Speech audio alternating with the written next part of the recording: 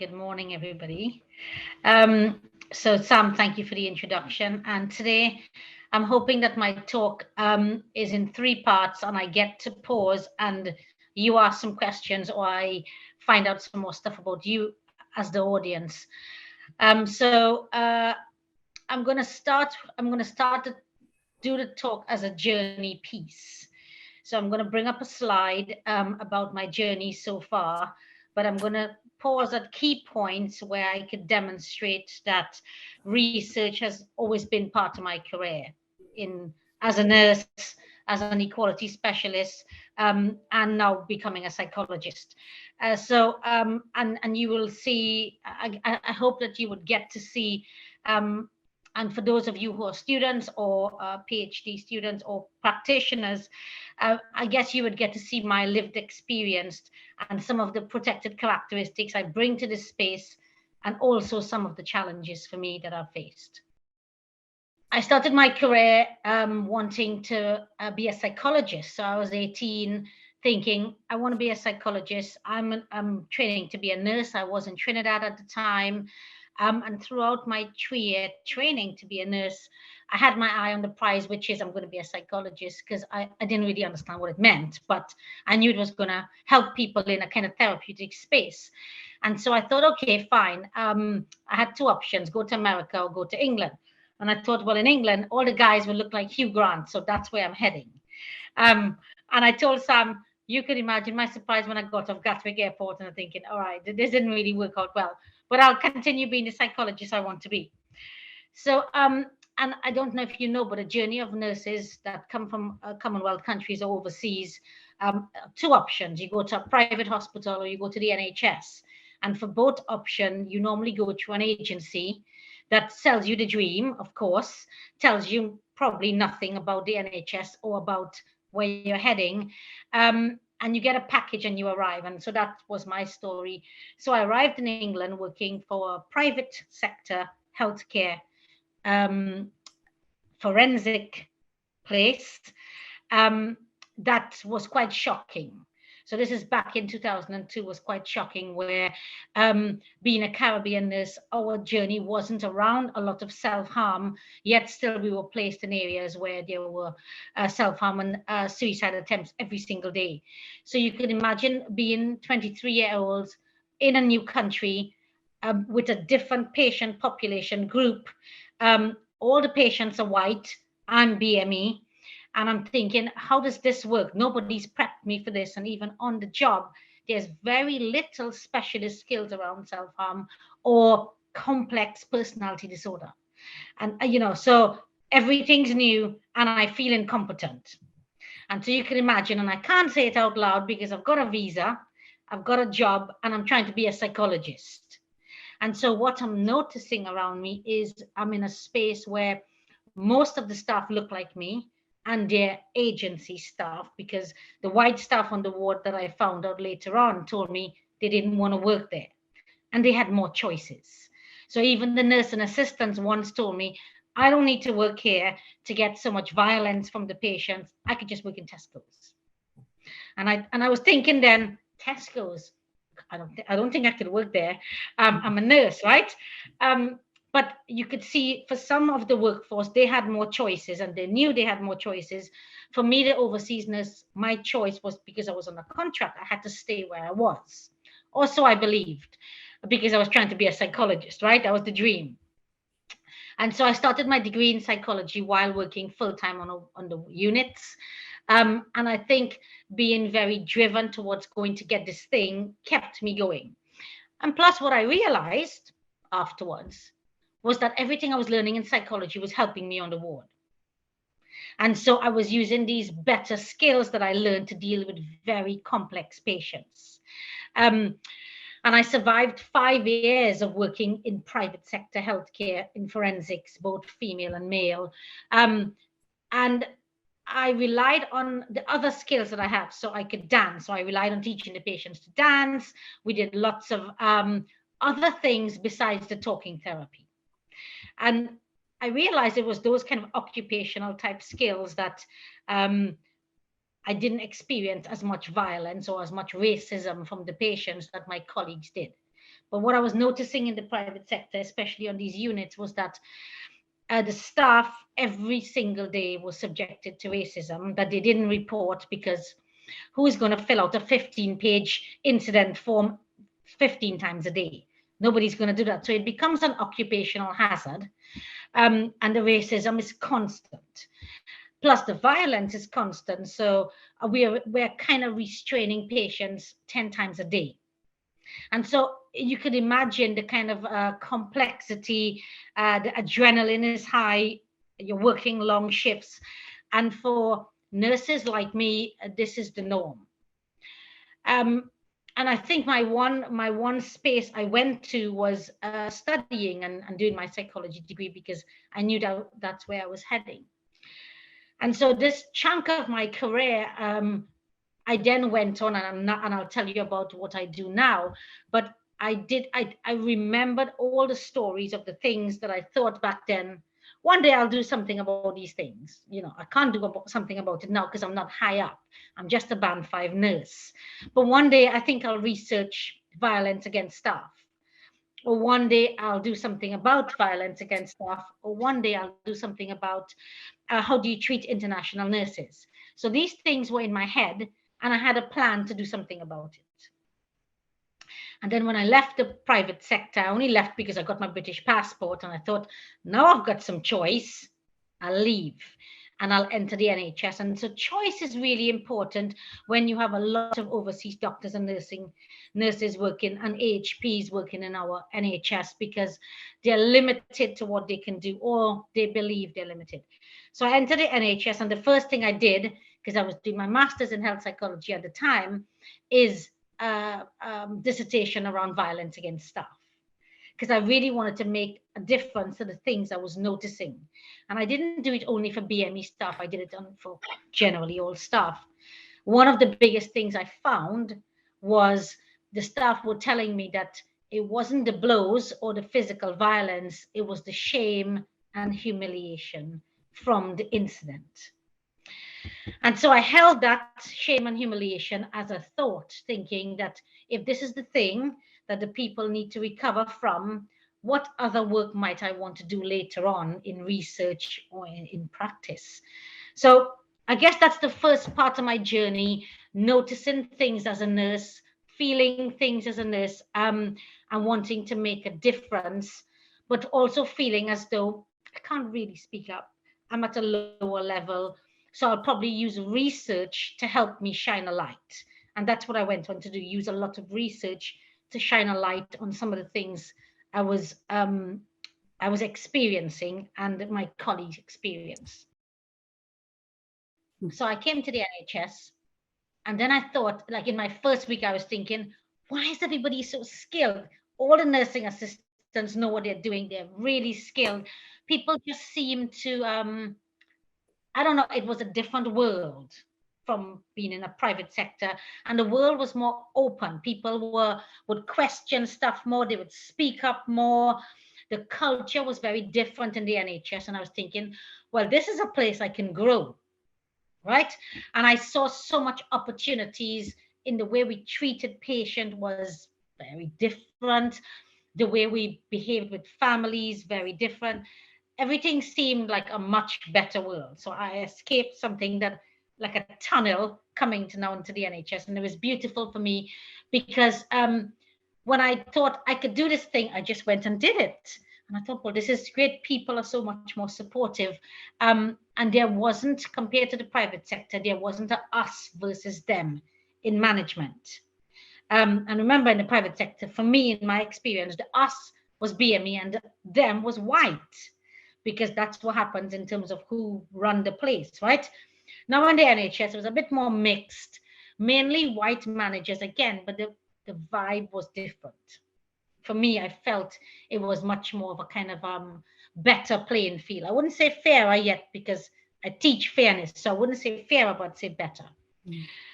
And so in this 10-year career, what I did was I did my master's on violence against staff. I used the findings to do a lot of systems work to help organizations. And I also started doing some more qualitative research around BME people and violence. And I found out some shocking stuff. And I found out, like the general group of people who were victims of violence, and it wasn't really about the violence, it was about the shame and humiliation, the BME audience was telling me that for them, they're constantly calculating, if I talk about my violence and I even say that I'm weak, they'll ask me to go off sick and then I'll lose my bank shifts. So they were making quick decisions because a lot was at stake even when they were being violated. So they were telling me things like, why would I bother when every time I put an incident form in, the white manager is asking me to recount the racism and I don't want to. I feel embarrassed to even talk about the N word they call me, so it's best not to raise the incident form. And then one person, and he works with me now, I outsource him. He's a nursing assistant training to be a nurse. So I hire him sometimes to recount the stories, how he's helped me. And in his story, he says, at one point I was being subjected to so much racism, I stopped doing the incident forms. And then found myself in a room with 2 white managers trying to discipline me for not filling out the incident form. And he was saying, I can't win if I do the incident form and feel ashamed, or I don't do it and then try to be disciplined.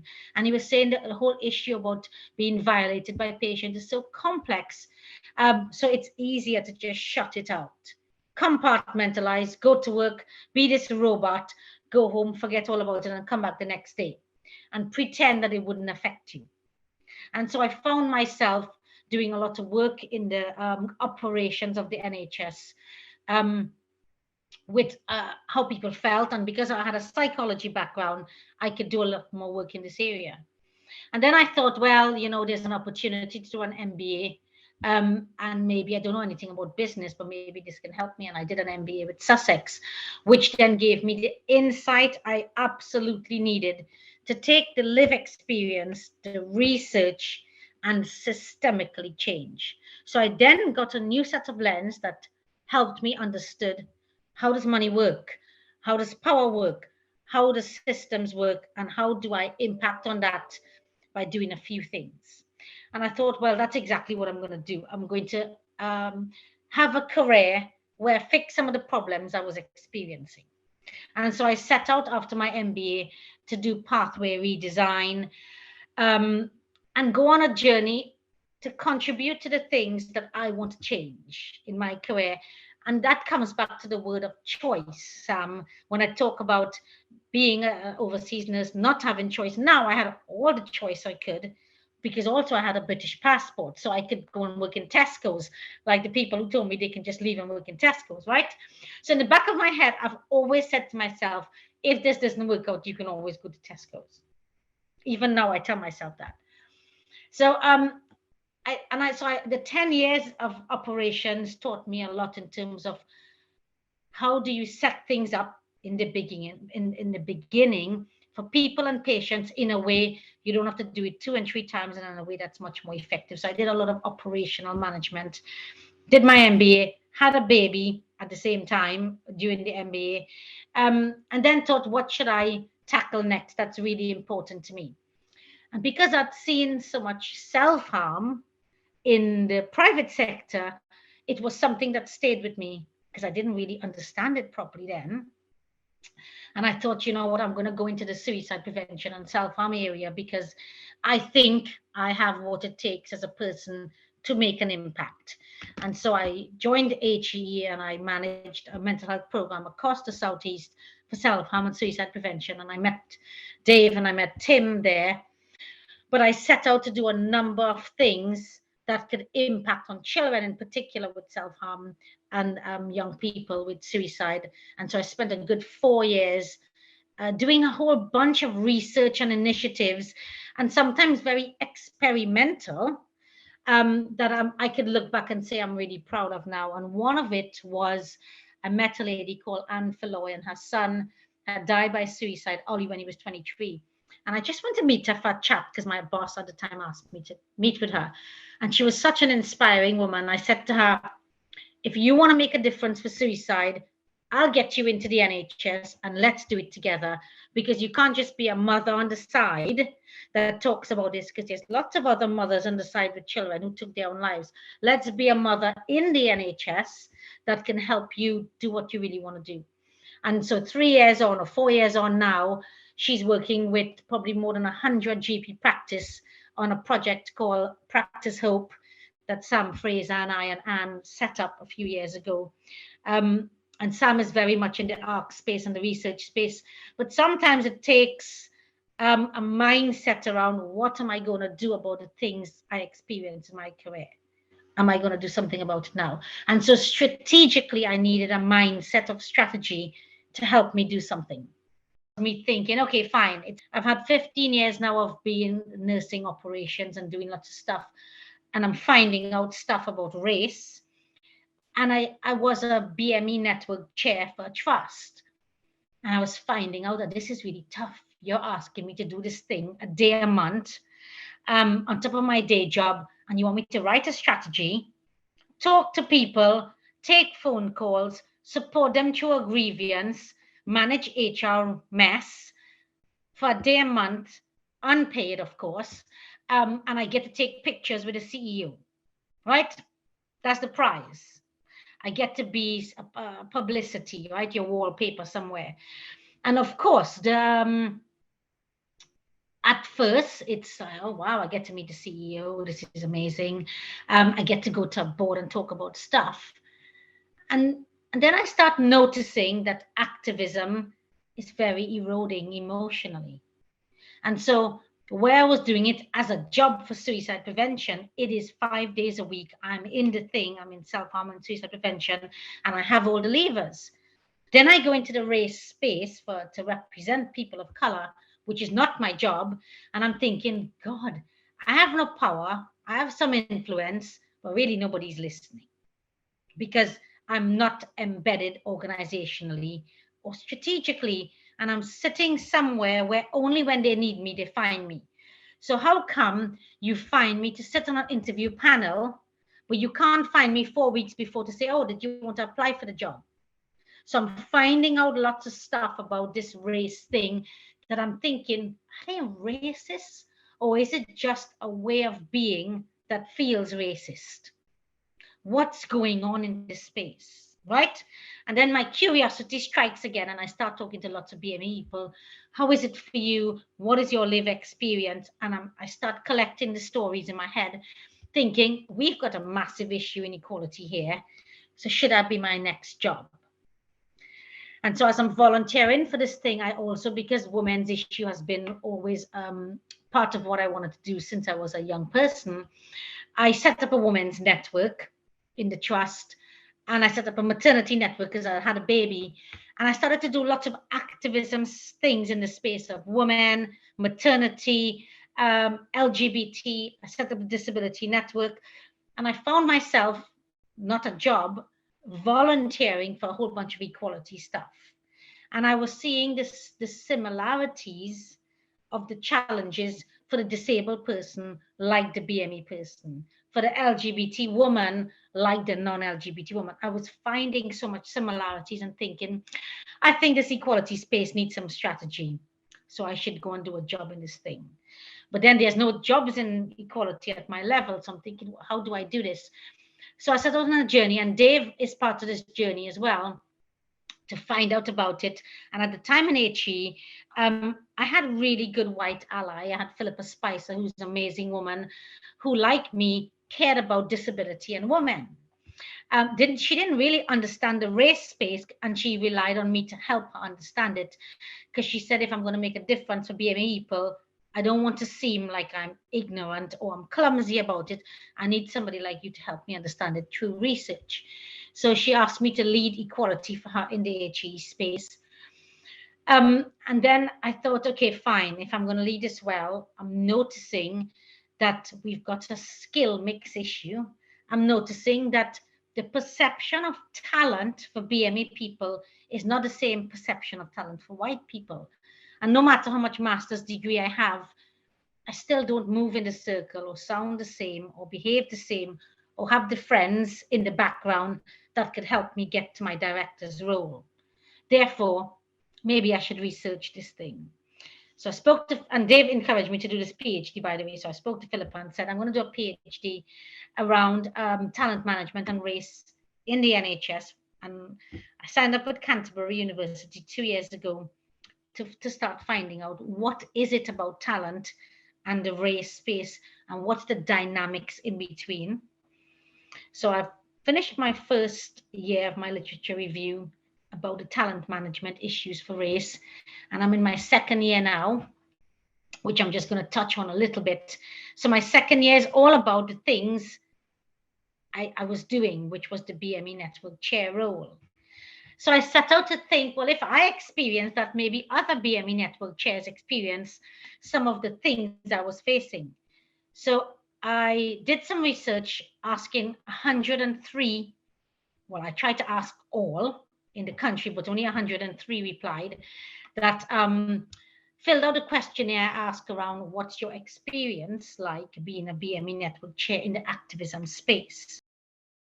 So I'm collecting a lot of qualitative data, and I'm doing a thematic analysis, just a small scale piece of research for my second year around what is it like for the activists, so the BME activists, what's happening in their space. So I've looked at the 103 responses for all the questions, and I'm kind of in the space now where generating for myself, what are they trying to tell me? And in the next slide, I've come up with some stuff which my supervisor and I will then discuss next month. But this is where I am so far with the BME network chairs. So in this slide, you would see a few things happening.